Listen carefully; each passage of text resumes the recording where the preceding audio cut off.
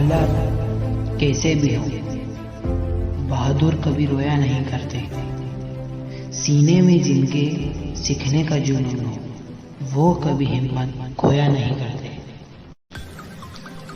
नमस्कार दोस्तों, welcome to my YouTube channel the biology earth. बच्चों, आज हम 10th क्लास का साइंस का 6th चैप्टर पढ़ेंगे, जिसका नाम है लाइफ प्रोसेस। आपके मन में सवाल आ रहा होगा कि ये लाइफ प्रोसेस क्या होता है। So don't worry, I tell you. Life process is the process which are necessary for life is known. इस चैप्टर में हमारे कई सवालों के जवाब मिलेंगे, जैसे हम जिंदा और मरे हुए की पहचान कैसे करेंगे, हमें कैसे पता चलेगा प्लांट जिंदा है, study about the virus. For finding our answer, we move to your test book. बच्चों, हम आ चुके हैं आपकी NCERT बुक पर। यहाँ पर आप देख सकते हैं कि सबसे पहले आपके चैप्टर का नाम दिया है और चैप्टर नंबर दिया हुआ है, और उसके बाद यहाँ पर इंट्रोडक्शन का पैराग्राफ दिया हुआ है। इंट्रोडक्शन हमें यह बताता है कि इस चैप्टर में हम क्या पढ़ेंगे और कौन कौन से टॉपिक कवर होंगे और कौन कौन से क्वेश्चंस के आंसर्स हमें जानने को मिलेंगे। तो इस पैराग्राफ को हम पढ़ने से पहले मैं आपको इस पैराग्राफ को आसान शब्दों या हिंदी में मैं आपको एक्सप्लेन कर देता हूँ। तो हम इस चैप्टर के इंट्रोडक्शन पर चलते हैं।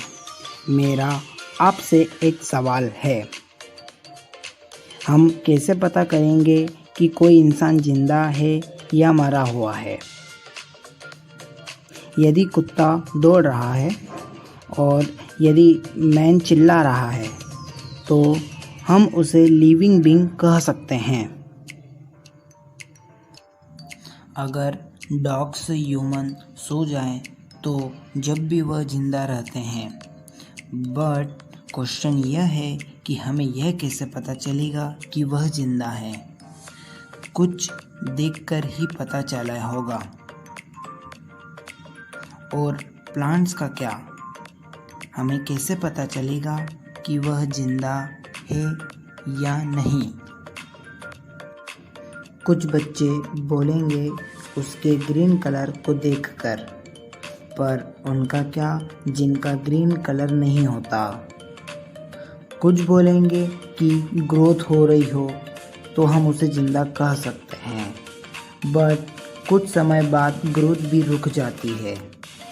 यदि हम आसान शब्दों में कहें तो जिसमें शॉर्ट मूवमेंट हो रहा हो।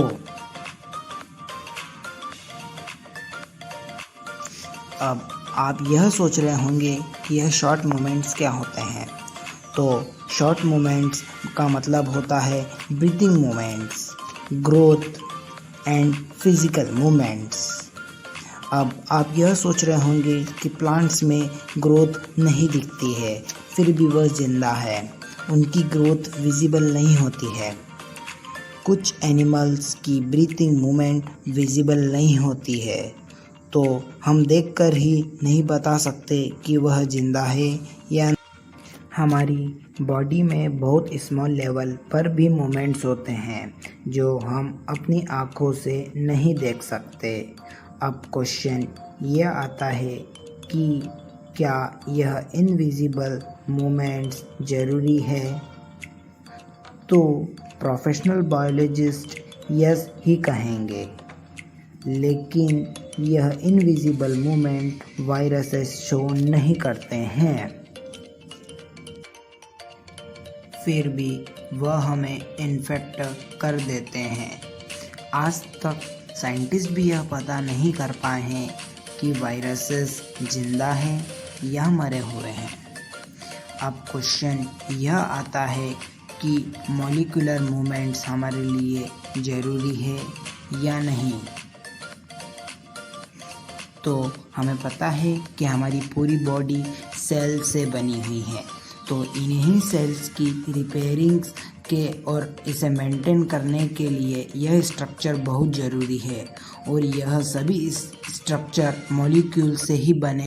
बच्चों, अब हम आपकी एनसीईआरटी को लाइन बाय लाइन समझते हैं।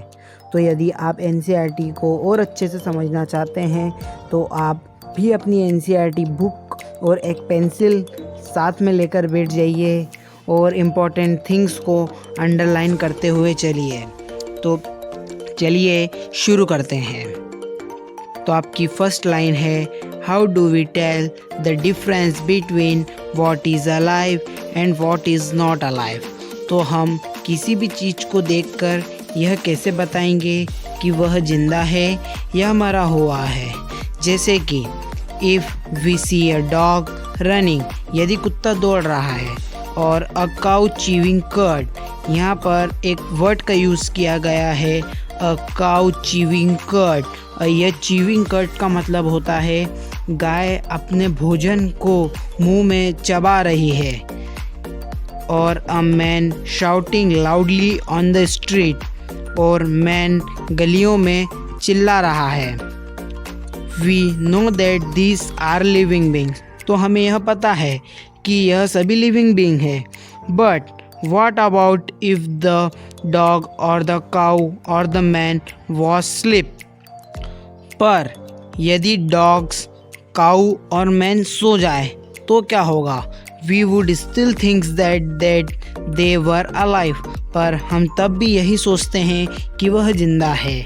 But how did we know that, पर हमें यह कैसे पता चलता है कि वह जिंदा है? कुछ देखकर ही पता चला होगा।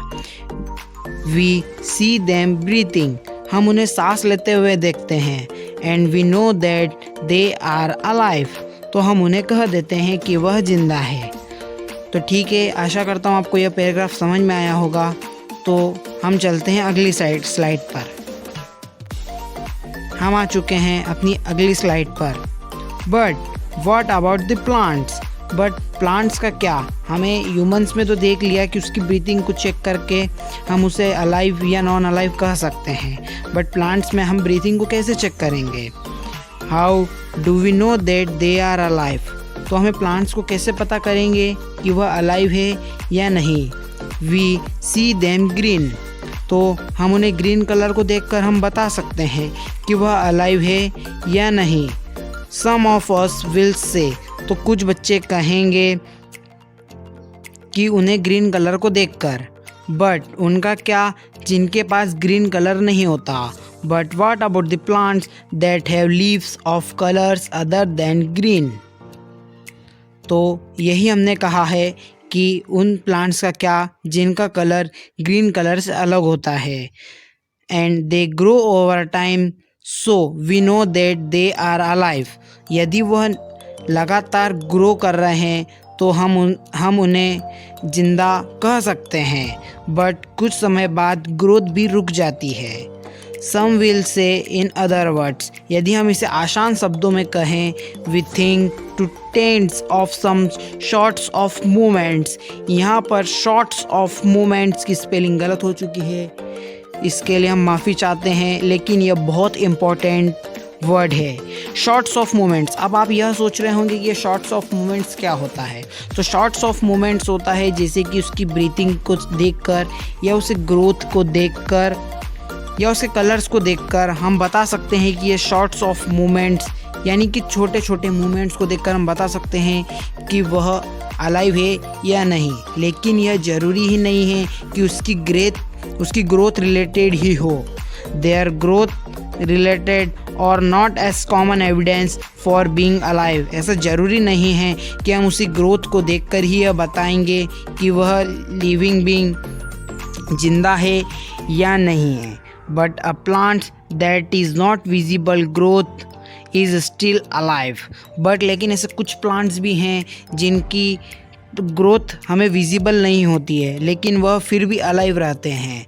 And some animals can breathe, और एनिमल्स में हम उसके ब्रीथ को देखकर ही नहीं बता सकते, क्योंकि कुछ एनिमल्स की ब्रीथिंग मूवमेंट्स हमें विजिबल ही नहीं होती है। Without visible movement, so using visible movement as the defining characteristics of life is not enough. तो हम यह देखकर ही नहीं बता सकते कि वह जिंदा है या नहीं। एक विजिबल मूवमेंट्स एक डिफाइनिंग कैरेक्टरिस्टिक नहीं है। तो चलिए हम अगली स्लाइड पर चलते हैं।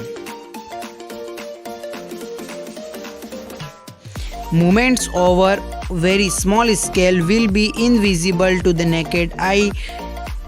तो हमारी बॉडी में कई सारे छोटे छोटे मूवमेंट्स होते हैं, बहुत ही स्मॉल स्केल पर, जो हम अपनी आंखों से नहीं देख पाते हैं। मूवमेंट्स ऑफ मॉलिक्यूल्स, जैसे कि मॉलिक्यूल्स का मूवमेंट होता है अपनी बॉडी के अंदर।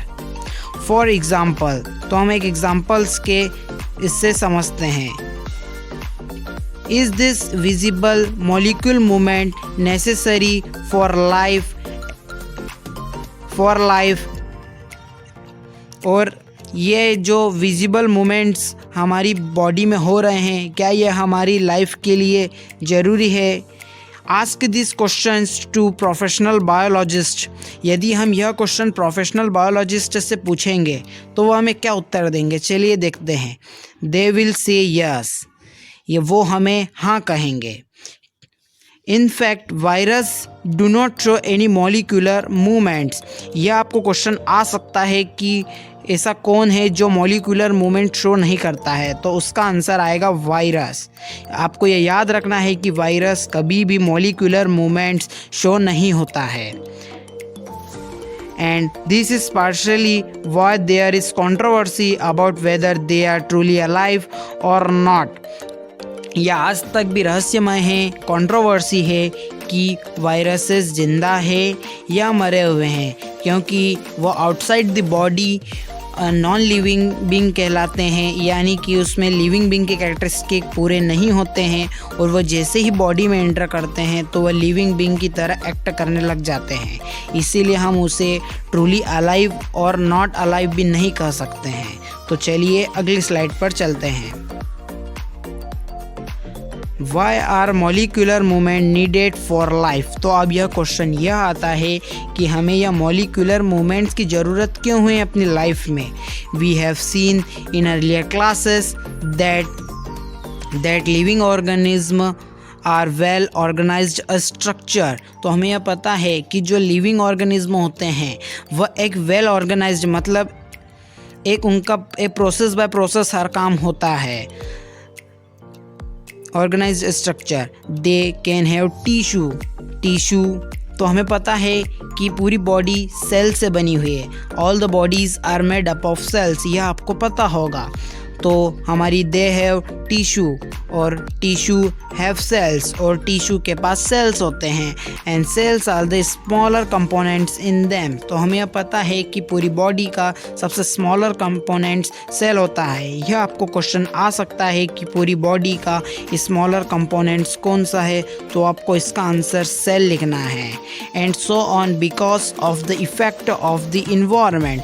तो हमारी बॉडी में इन सभी का अफेक्ट पड़ता है, किसके कारण? इन्वायरमेंट के कारण। Is organised order nature of living structure is very likely to keep breaking down over time. तो इसी के कारण, इन्वायरमेंट के कारण यही सेल्स कई बार ब्रेक डाउन हो जाती है। हर सेकंड में यदि मिलियंस ऑफ सेल्स का ब्रेक डाउन होता है। If order break down the organism I will no longer be alive। और यदि यह ब्रेकडाउन को सुधारा नहीं गया तो हम ये जिंदा भी नहीं रह सकते। So living creature must keep repairing and maintaining their structure. तो हमारे लिए बहुत ज़रूरी है कि हम इसे रेगुलरली मेंटेन करके रखें।